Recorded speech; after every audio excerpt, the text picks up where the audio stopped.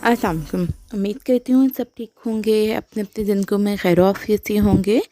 My name is Hira Ahmad Bhatt और मैं आपको पढ़ाऊँगी history and system of psychology, course code 502, lesson 29, Sigmund Freud and psychoanalytic movement.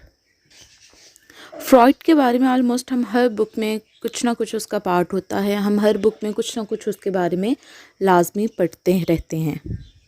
Freud एक Australian psychiatrist था और उन्होंने साइकोएनालिसिस को as a method of treatment introduce करवाया था दुनिया की नज़र में। फ्रॉइड ने जब ग्रेजुएशन अपनी कंप्लीट की मेडिकल स्कूल से, तो उसने रिसर्च स्टार्ट की हिप्नोटिज़म के ऊपर कि हम हिप्नोटिज़म किस तरह से यूज़ करते हैं और किस तरह से वो ट्रीटमेंट ऑफ मेंटल डिसऑर्डर के लिए यूज़फुल है। उसने उसके एडवांटेजेस और डिसएडवांटेजेस को फाइंड आउट किया कि हम हिप्नोटाइज करके दूसरे की ट्रीटमेंट को, दूसरों की इलनेस को किस तरह से हम एक क्योरेबल ट्रीटमेंट बना सकते हैं।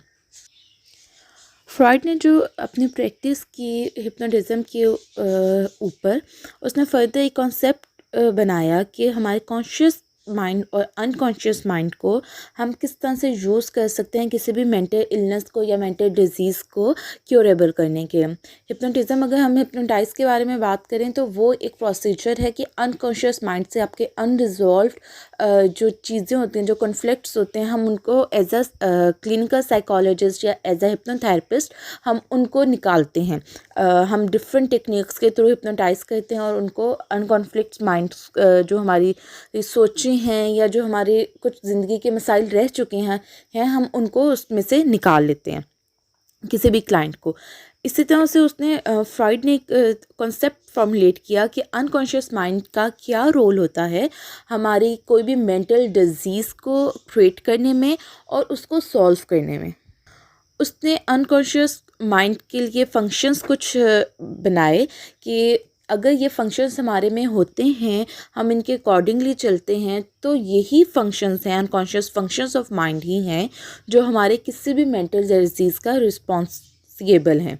फ्रॉइड का फर्दर ये ख्याल था कि ये पार्ट्स ऑफ माइंड जो हैं यही एक डोमिनेंट रोल प्ले करते हैं किसी भी मेंटल डिजीज़ के लिए। उसने पार्ट्स ऑफ माइंड को फर्दर 3 कैटेगरीज में उसने डिवाइड किया था, id, ego and the superego. अब इड में क्या होता है कि इड में हमारी सिर्फ चाहत होती है, हम चाहते हैं कि हमें ये चीज़ मिल जाए। मतलब हमारी एक जो थ्योरी होती है वो वांट एंड वांट की होती है, उसमें हम ये नहीं देखते कि ये सही है या ये गलत है।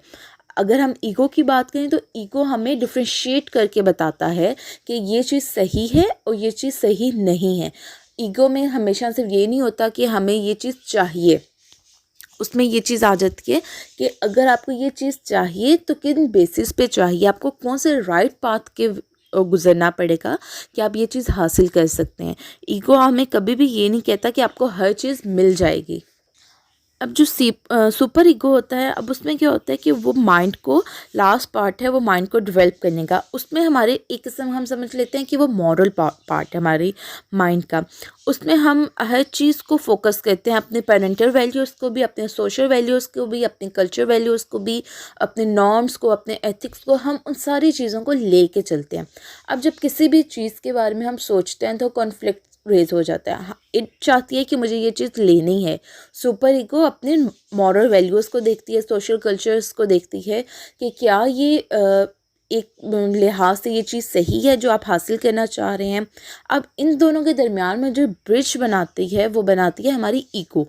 हमारी ईगो डिसाइड करती है क्या ये सही चीज़ की तरफ जा रहे हैं, क्या हमें ये हासिल करनी चाहिए या हमें ये हासिल नहीं करनी चाहिए। फर्दर सुपर ईगो ने 2 सब सिस्टम्स इंट्रोड्यूस करवाए थे, ईगो आइडियल एंड कॉन्स्टेंस। अब ईगो आइडियल में क्या होता है कि ये हमारे रूल्स को करती है, जो हमारे गुड रूल्स होते हैं उनको प्रेफर करती है, हमारे बिहेवियर्स को, हमारे किसी भी चीज़ को जिसकी तरफ से हमें मतलब फ़िज़िकली या मेंटली हमें स्ट्रेस नहीं दिया जाता। हमें पता होता है ये चीज़ हमारी प्रूफ हो जाएगी। फॉर एग्ज़ाम्पल, अगर एक नॉर्मल सी इस चीज़ में मैं एग्ज़ाम्पल दूँ, अगर आपने अपने फ्रेंड से मिलना है, आपको बहुत अच्छे से पता है कि आप लोगों को आपके पेरेंट्स इस चीज़ की परमिशन देंगे या नहीं देंगे, तो इसमें हमारी क्या आ जाती है, ये ईगो आइडियल आ जाती है कि हमें इस चीज़ का आइडिया होता है ऑलरेडी कि हमें इस बात की परमिशन मिलनी है या नहीं मिलनी। इसी तरह से जो कॉन्साइंस है वो हमें इस चीज़ को डिफ्रेंशिएट करती है कि पेरेंट्स हमारे कौन से बिहेवियर को डिसअप्रूव करेंगे।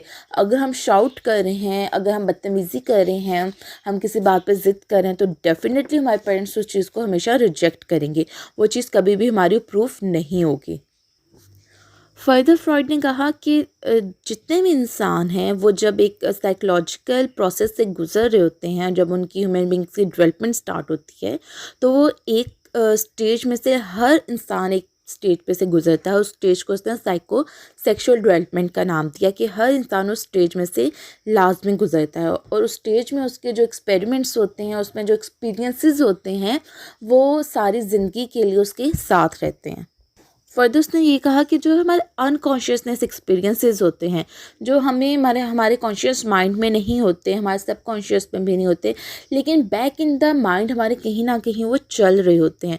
वो मेंटल सिम्टम्स भी हो सकते हैं, वो हमारे ड्रीम्स भी हो सकते हैं, साइकोपैथोलॉजी भी हो सकती है हमारी। वो हमारे हर दिन के साथ हमारे डिफरेंट तरह के सिम्टम्स बनते हैं, जो हम अनकॉन्शियसली हमारी वो चीज़ें साथ चल रही होती हैं। हमें उनका वजूद भी नहीं पता होता, हमें उनकी बैक हिस्ट्री भी नहीं पता होती, लेकिन वो हमारे साथ के साथ हमारी ज़िंदगी के साथ वो चल रही होती हैं। अब उसने इस थेरी में साइकोपैथोलॉजी थेरी डेवलप की, जो डेली हमारे रूटीन के साथ आती है।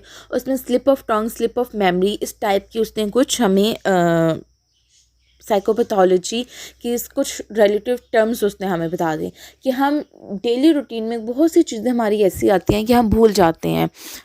कुछ वर्ड्स हैं वो हमारे टंग से स्लिप हो जाते हैं, वो हम सही प्रोनाउंस नहीं कर सकते, या जल्दी बोलते हुए बहुत से वर्ड्स हैं जो हम मिक्सअप कर देते हैं। इसी तरह से बहुत सी चीज़ें हैं जो हमारी मेमोरी में चल के कहीं ना कहीं लॉस हो जाती हैं। हम बहुत रिकॉल करने की कोशिश करें तो भी बाज़ दफ़ा हमें वो इवेंट रिकॉल नहीं होता। फ्रॉइड ने ड्रीम की इंटरप्रिटेशन के ऊपर भी बहुत काम किया। उसका मानना ये था कि हमारे जो ड्रीम्स होते हैं ये भी किसी ना किसी हमारे अनकॉन्शियस माइंड का ही पार्ट होते हैं। उसने फर्दर ड्रीम्स को एक्सप्लेन करने के लिए भी आगे 4 to 5 उसने टर्म्स बताई थी कि हमारे जो ड्रीम्स होते हैं वो कहीं ना कहीं चल के हमारे अनकॉन्शियस जो कॉन्फ्लिक्ट्स होते हैं उनको ही शो कर रहे होते हैं हमारे ड्रीम्स में, या जो हमारे डेली रूटीन में जो कॉन्फ्लिक्ट चल रहे होते हैं वो रिजॉल्व नहीं हुए होते, उनको शो कर रहे होते हैं हमारे ड्रीम्स में। होप सो आपको आज का चैप्टर समझ में आया होगा। यहाँ पे आपका चैप्टर फिनिश हुआ। नेक्स्ट चैप्टर तक के लिए अल्लाह हाफ़िज़।